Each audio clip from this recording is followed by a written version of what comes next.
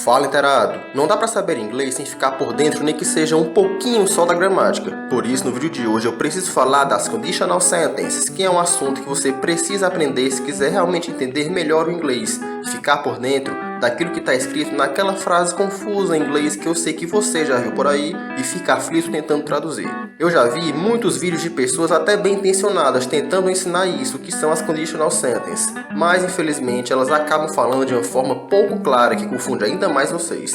Fica então comigo até o final, pois todo o assunto exige atenção, pois uma parte complementa a outra, ok? Eu vou agora para a lousa virtual para eu te ensinar melhor. Conditional Sentence, ou orações condicionais, são frases que expressam uma condição, ou seja, quando você conversa com alguém ou escreve algo, você pode falar e escrever sobre algo que acontece só por uma condição. Para ficar mais fácil, se inteira nessa frase aí em português mesmo. Se fizer sol hoje, eu vou sair. Ou seja, a condição para eu sair é o começo da frase, se fizer sol, e o resultado da condição é a parte final da frase, eu vou sair. E galera, é a mesma coisa na língua inglesa. No caso em inglês, vamos usar os exemplos com o famoso if, que é o termo principal da condição, pois ele significa se. Então, olha só. If you study, you will pass the exam. Se você estudar, você passará na prova. Pois é, sentenças com if são exemplos de conditional sentence, mas em inglês as conditional sentences não se limitam apenas às sentenças com ele. Outras palavras como unless, provided e até expressões como even if only ou happen to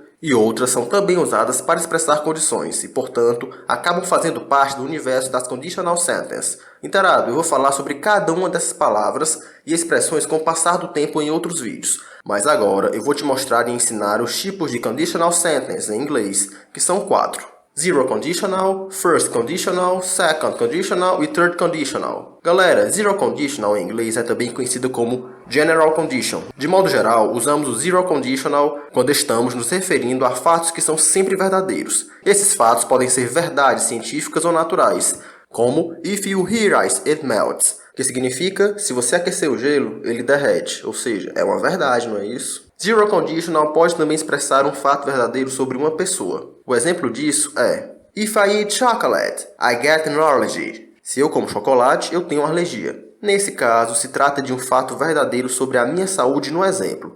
Mas claro, podemos nos referir a outros fatos parecidos como If I work a lot, I get tired. Ou seja, se eu trabalhar muito, eu fico cansado. Bicho, isso se trata de um fato verdadeiro para todas as pessoas, né? Afinal, se alguém trabalha muito, ela fica mesmo cansada. Esse é o conceito da zero conditional. Ela diz respeito a um fato, a uma condição sempre verdadeira. Já para entender a first conditional, se liga primeiro nessas frases em português. Se ele estudar, ele vai passar. E também, se você não sair, eu vou chamar a polícia. Agora é só notar como elas expressam uma condição, e essa condição tem a seguinte lógica.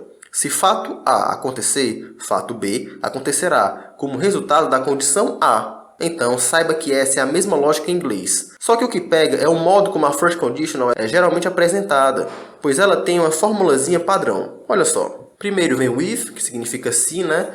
Depois dele vem um verbo no simple present, ou seja, presente simples. Logo depois uma vírgula e na sequência a outra sentença no futuro, com os famosos will ou going to. Saca só o exemplo primeiro com will. If I have time, I will visit grandma. Se eu tiver tempo, vou visitar a vovó. Lembre-se, né? O will ele está contraído ali, viu? Agora going to. If he studies, he's going to pass. Se ele estudar, ele vai passar. If you don't leave, I'm going to call the police. Se você não sair, eu vou chamar a polícia. Só que tem um porém. Às vezes em inglês, o fato B que vai acontecer é escrito antes do A, que nesse caso é a nossa condição, né? Ou seja, os papéis eles são invertidos. Isso é super normal, certo? E veja aí como a ordem só vai estar invertida. Nada mais muda.